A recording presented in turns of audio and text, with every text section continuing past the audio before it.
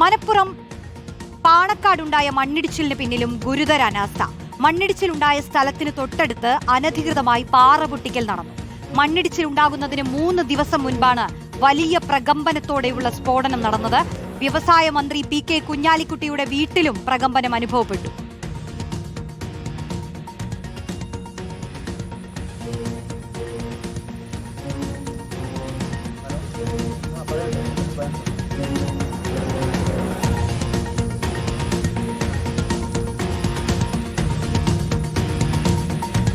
എന്താണ് സംഭവിച്ചത്? ഇവിടെ എന്ന് മുതലാണ് ഇവർ ഈ പാറ പൊട്ടിക്കാൻ തുടങ്ങിയത്? പാറ പൊട്ടിക്കൽ പറഞ്ഞാൽ ഇപ്പോൾ ഒരു വർഷത്തിൻ്റെ ആയി തുടങ്ങി. ഒരു 8-9 മാസത്തോളമായിട്ടുണ്ടാവും.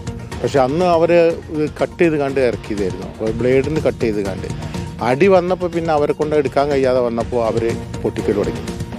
അങ്ങനെ എന്ത് ചെയ്തപ്പം പാറ പൊട്ടിക്കാൻ നമ്മൾ കോറിയിലൊക്കെ കാണുന്ന പോലെ പാറ പൊട്ടിക്കാം. ഇത് മറച്ചതിൻ്റെ രസം നമുക്ക് കാണാൻ കഴിയുമല്ലോ. മറച്ച് കഴിഞ്ഞാൽ പിന്നെ നമുക്ക് കാണാൻ കഴിയില്ല. പക്ഷെ വീട്ടിലേക്ക് നല്ല സൗണ്ട് വരും.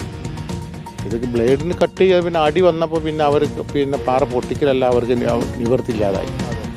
നല്ല സൗണ്ട് വന്നു. വീട് പ്രകമ്പനം ഉണ്ടായിരുന്നു.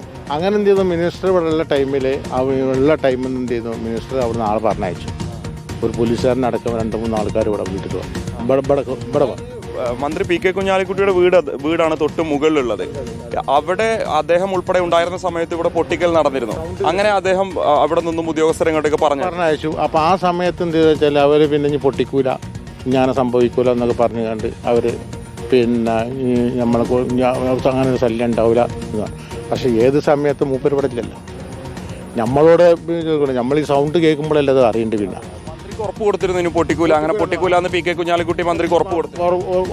ഉറപ്പ് പോലീസുകാരടക്കം ഇവിടെ വന്നിട്ട് പോലോട് പറഞ്ഞപ്പോൾ ഞാൻ പൊട്ടിക്കൂല, ഞാൻ സംഭവം ഉണ്ടാവില്ല എന്ന് പറഞ്ഞു. പിന്നെ അതിൻ്റെ ശേഷം പോയി ഇപ്പം ഇവിടെ പൊട്ടിക്കണീൻ്റെ 4 ദിവസം മുന്നേ തന്നെ വരെ ഇവിടെ പൊട്ടിച്ചിട്ടുണ്ട്. അതായത് ഏറ്റവും പ്രധാനപ്പെട്ട കാര്യമാണ് മനസ്സിലാക്കേണ്ടത്. എടായിപ്പാലത്ത് മണ്ണിടിച്ചിലുണ്ടായത് മിനിഞ്ഞാന്നാണ്. ഇക്കഴിഞ്ഞ തിങ്കളാഴ്ചയാണ്. തിങ്കളാഴ്ചക്ക് മുൻപ് വെള്ളിയാഴ്ച വരെ ഇവിടെ പൊട്ടിക്കൽ നടന്നിട്ടുണ്ട്. കാരണം വെച്ചാൽ നമ്മളിവിടെ പിന്നെ അവരെന്ത് ചെയ്യും, രാവിലെ വന്ന് ഇവിടെ വണ്ടി വരും, ഈ പൊട്ടിച്ച കല്ലുകൊണ്ട് കയറ്റിപ്പോകും. വളരെ പ്രധാനപ്പെട്ട പ്രതികരണമാണ് നമ്മൾ കേട്ടത്. ഈ മണ്ണിടിച്ചിൽ നടന്ന സ്ഥലം നിർമ്മാണത്തിന് യോജിച്ചതല്ലെന്നാണ് നഗരസഭ എഞ്ചിനീയർ വിഭാഗത്തിന്റെ കണ്ടെത്തൽ. എന്നിട്ടും ജിയോളജി വകുപ്പ് എന്തുകൊണ്ട് മണ്ണെടുക്കാൻ അനുമതി നൽകി എന്നത് കൂടുതൽ ചോദ്യങ്ങൾ ഉയർത്തുന്നുണ്ട്.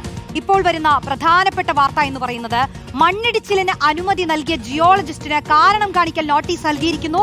സംസ്ഥാന വ്യവസായ വകുപ്പാണ് നോട്ടീസ് നൽകിയിരിക്കുന്നത്. മുബഷീർ പി. അക്ബർ ചേരുന്നു. മുബഷീർ, അപ്പോൾ ഈ പാറ പൊട്ടിക്കൽ നടന്നിട്ടുണ്ട് എന്ന് പറയുമ്പോൾ തൊട്ടടുത്ത ദിവസങ്ങളിൽ അനധികൃതമായി ഒന്നും ചെയ്തിട്ടില്ല എന്ന് സ്ഥലമുടമയൊക്കെ ഇങ്ങനെ ആവർത്തിച്ച് പറയുന്നത് നമ്മൾ കേട്ടതാണ്. പക്ഷെ ഓരോ കാര്യങ്ങൾ പുറത്തു വരുമ്പോൾ നമുക്ക് മനസ്സിലാവുന്നത് ഇതൊന്നുമല്ല. അത് മന്ത്രി തന്നെ നേരിട്ടറിയുകയും പോലീസുകാരെ പ്രദേശത്തേക്ക് വിടുകയും ഒക്കെ ചെയ്തിട്ടുണ്ടെന്നുള്ളതാണ് പുറത്തു വരുന്നത്. മാത്രമല്ല, ഇപ്പോഴിതാ ഈ മണ്ണിടിച്ചിലിന് അനുമതി നൽകിയ ജിയോളജിസ്റ്റിന് കാരണം കാണിക്കൽ നോട്ടീസ് നൽകിയിരിക്കുന്നു. വിവരങ്ങൾ എന്താണ്?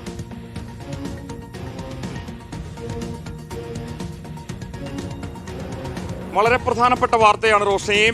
ഇക്കാര്യത്തിൽ കഴിഞ്ഞ ദിവസം നഗരസഭാ ചെയർപേഴ്സണായിട്ടുള്ള റിനീഷ വലിയ വാദങ്ങൾ നമ്മളോട് പറഞ്ഞിരുന്നു. ഒരു തരത്തിലുള്ള പ്രശ്നങ്ങളും അവിടെ ഉണ്ടായിട്ടില്ല. കഴിഞ്ഞ കാലം അത്രയും ഒരു പരാതിയും നഗരസഭയ്ക്ക് ലഭിച്ചിട്ടില്ല എന്നൊക്കെ തന്നെ നഗരസഭാ ചെയർപേഴ്സൺ പറയുന്നുണ്ടായിരുന്നു. പക്ഷേ ഈ മണ്ണിടിച്ചിലുണ്ടായ എടായിപ്പാലം ഭാഗത്തും ഏകദേശം മീറ്ററുകൾക്കിപ്പുറത്തെ അനധികൃതമായിട്ട് മണ്ണിടിച്ചിലുണ്ടാകുന്ന ദിവസത്തിന് 3 ദിവസം മുൻപ് വരെ വലിയ രീതിയിൽ പാറ പൊട്ടിച്ചിരുന്നു. ഇലക്ട്രിക് പ്ലാസ്റ്റിക് എന്ന് പറയുന്ന ജനവാസ മേഖലയിൽ ഒരു കാരണവശാലും ചെയ്യാൻ കഴിയാത്ത പ്രവർത്തനം നടത്തിയിരുന്നു എന്നതാണ് ഇപ്പോൾ റിപ്പോർട്ടർ സംഘം തന്നെ കണ്ടെത്തിയിരിക്കുന്നത്. അനധികൃതമായിട്ട് തന്നെയായിരുന്നു ഇത്തരത്തിലുള്ള പാറ പൊട്ടിക്കൽ അവിടെ നടന്നിരുന്നത്. നമ്മൾ ഓർക്കണം, ഈ ജിയോളജി വകുപ്പ് ഉൾപ്പെടുന്ന വ്യവസായ വകുപ്പ് മന്ത്രി കൂടിയായിട്ടുള്ള പി.കെ. കുഞ്ഞാലിക്കുട്ടിയുടെ വീട് തൊട്ടടുത്താണ് സ്ഥിതി ചെയ്യുന്നത്.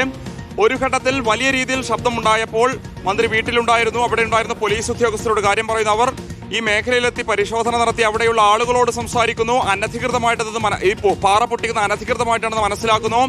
ഒരു കാരണവശാലും ഇനി പാറ പൊട്ടിക്കരുത് എന്ന നിർദ്ദേശം മന്ത്രി പി.കെ. കുഞ്ഞാലിക്കുട്ടി തന്നെ ഈ സ്ഥലത്തിന്റെ ഉടമയ്ക്ക് നൽകിയിരുന്നു. അങ്ങനെ ഉണ്ടാകില്ലെന്ന ഉറപ്പ് സ്ഥലം ഉടമ മന്ത്രിക്ക് തന്നെ നൽകിയിരുന്നു. പക്ഷെ പിന്നീടും അവിടെ തുടർച്ചയായിട്ട് പാറ പൊട്ടിക്കൽ നടന്നു എന്നുള്ളത് പ്രദേശവാസി കൂടിയായിട്ടുള്ള ഇസ്മായിൽ നമ്മളോട് പറയുന്നുണ്ട്. വലിയ ഭീഷണി ഉണ്ടായിരുന്നു. വീടുകളിലേക്ക് വലിയ രീതിയിലുള്ള ശബ്ദം കേട്ടിരുന്നു.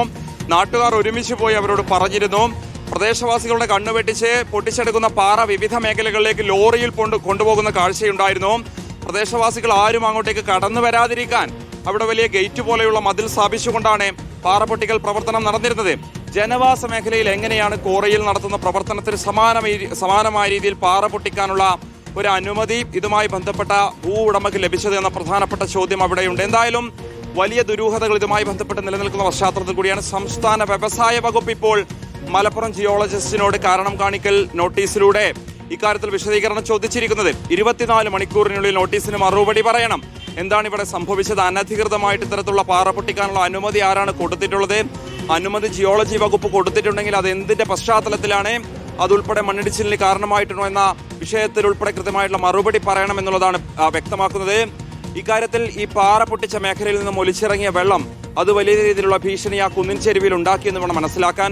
സ്വാഭാവികമായിട്ടും അതുപ്പുറത്ത് നൗഫലിന്റെ ഭൂമിയിലെ മണ്ണിടിച്ചിലിന് കാരണമായിട്ടുണ്ടോ എന്നുള്ളതാണ് ഇനി മനസ്സിലാക്കേണ്ടത്. പ്രകൃതി ദുരന്തമാണോ മനുഷ്യനിർമ്മിത ദുരന്തമാണോ എന്ന കാര്യത്തിലൊന്നും തന്നെ ഒരു വ്യക്തത കൈവന്നിട്ടില്ല.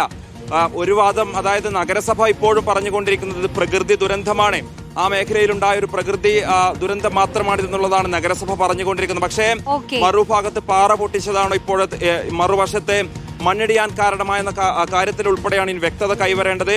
24 മണിക്കൂറിനുള്ളിൽ ഈ ജിയോളജി വകുപ്പ് ജിയോളജിസ്റ്റ് എന്ത് തരത്തിലുള്ള വിശദീകരണമായിരിക്കും വ്യവസായ വകുപ്പ് അഡീഷണൽ ചീഫ് സെക്രട്ടറിക്ക് നൽകുക എന്നുള്ളതാണ് കാണേണ്ടത്.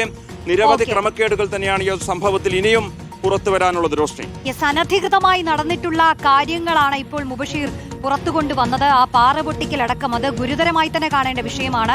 എങ്ങനെ ഇത്തരത്തിൽ നിർമ്മാണ പ്രവർത്തനങ്ങളെ നടക്കാൻ പാടില്ലാത്ത ഒരു സ്ഥലത്ത് അത് നടന്നിട്ടുണ്ട്, അതിനെങ്ങനെ ജിയോളജി വകുപ്പ് അനുമതി കൊടുത്തു എന്നുള്ളതാണ് ചോദ്യം. ഇപ്പോൾ വിശദീകരണം ചോദിച്ചിട്ടുണ്ട്. അപ്പോൾ ജിയോളജി വകുപ്പ് ഇനി പറയാൻ പോകുന്ന മറുപടി എന്താണ് എന്നുള്ളത് നമുക്ക് കാത്തിരുന്നു തന്നെ കാണാം.